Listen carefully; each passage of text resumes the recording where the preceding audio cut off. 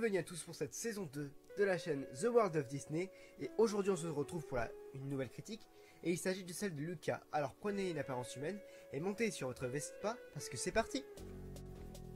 Luca Paguro est un monstre marin préadolescent vivant au large des profondeurs d'une Riviera italienne, nommée Porto Rosso.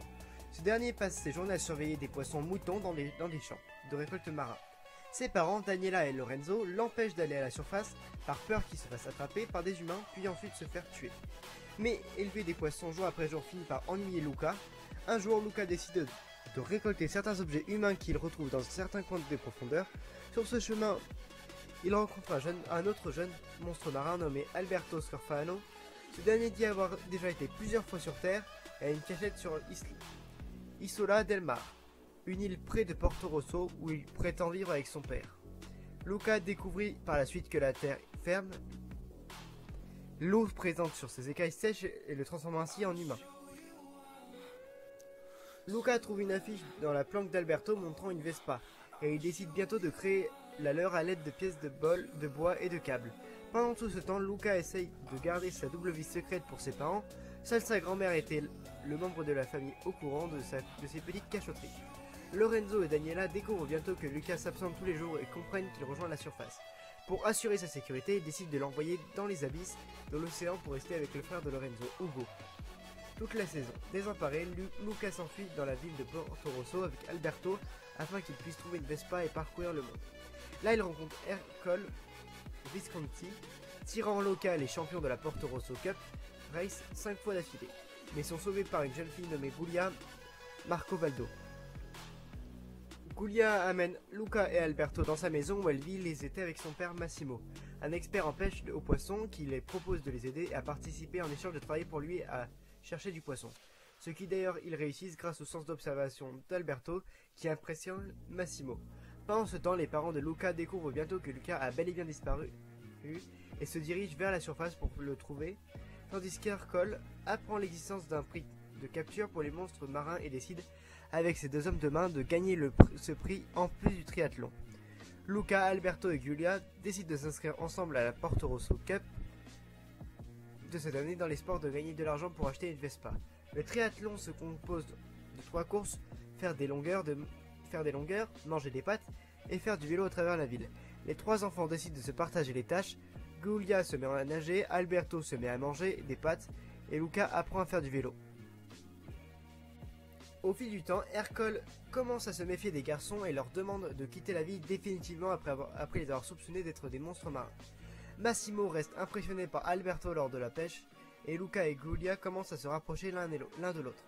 Quand Giulia parle d'aller à l'école à Gênes, où elle passe le reste de l'année chez sa mère, Luca s'y intéresse, rendant Alberto jaloux de leur amitié grandissante. Après une dispute entre Luca et lui sur le vélo, Alberto révèle son identité de monstre marin à Giulia. Luca ne fait pas la même chose et a plutôt peur d'Alberto, le laissant se retirer dans sa cachette, le cœur brisé et trahi. Giulia découvre que Luca est aussi un monstre marin et le renvoie de peur qu'il se blesse, vu que son père partit chercher Alberto car il apprécie de plus en plus son père qui est aussi un chasseur professionnel depuis des années de monstres marins. Alors que Luca découvre Alberto dans sa cachette, Alberto révèle que son père l'a abandonné et pense que Luca veut faire de même, mais au lieu de cela, Luca décide de participer au triathlon séparément de Giulia afin qu'il puisse gagner la Vespa pour les deux. Le jour du triathlon, Luca et Giulia réussissent les 2 premiers défis et entrent dans l'étape du cyclisme. Alors qu'il commence à pleuvoir, Luca essaie d'éviter de se mouiller, mais Alberto arrive soudainement en aide avec un parapluie pour l'aider. Cependant, Ercole, agacé de le revoir encore, le fait trébucher révélant sa forme de monstre marin. Luca fait face à sa peur et sauve son ami, tandis qu'Ercole les poursuit avec un harpon. S'ensuit alors une immense course-poursuite en vélo où Luca et Alberto sont sur le point de se faire tuer par Ercole, prêt à tout pour gagner la Porto Rosso Cup et le prix de la capture.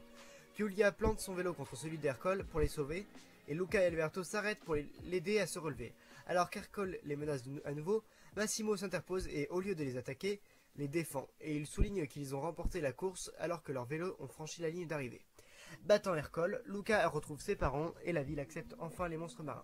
Tandis qu'Ercole est humilié une bonne fois par toutes par ses anciens hommes de main et jeté dans la fontaine, signant ainsi la fin de son ère de terreur à Porto Rosso. Tout le monde se rassemble chez Giulia pour célébrer sa victoire après qu'Alberto ait acheté une Vespa avec l'argent du prix.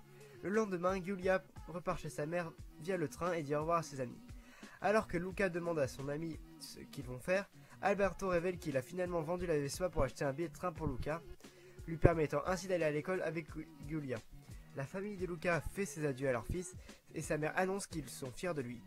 Quant à Alberto, il annonce que Massimo voudrait qu'il habite chez lui. Les deux amis se disent au revoir et Alberto remercie Luca de l'avoir sauvé de la solitude.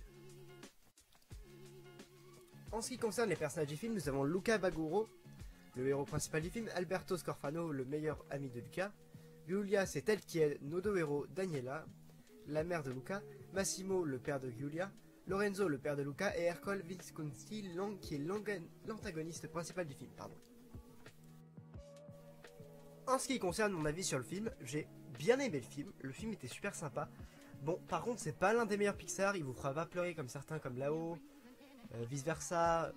Il y en a plein qui te font dégager une émotion très triste. Mais celui-là, non, il est pas. Il est sympa, c'est tout. Mais oui, il était super sympa. Bon, je dirais pas que c'est l'un des meilleurs Pixar, mais je dirais qu'il est dans le top 15 sur. Il y en a à peu près 24 des films Pixar.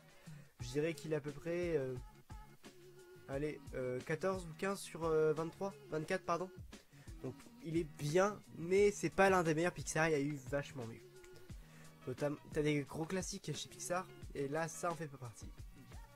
Pourtant, le film est bien, mais peut-être que dans quelques années, il en fera partie, ces classiques. Donc les personnages sont attachants. La relation entre Alberto et Luca est intéressante. L'antagoniste est vraiment limite. Il y a vraiment Pixar nous a habitués à bien mieux. Comme le méchant dans là-haut. Bruce qui est une sorte d'antagoniste. Mais vraiment Pixar nous a habitués à mieux à ce niveau-là. Bon, le fait qu'il soit sur Disney+, au contraire de Saul qui était vraiment pensé par rapport à la façon dont c'est réalisé pour le cinéma, là tu vois que ce soit au cinéma ou non, ça ne change rien. Parce que là, tu pourrais largement regarder ça sur un poste de télévision comme tu fais comme on avait dû faire pour Saul. Alors que Saul, c'était vraiment exceptionnel sur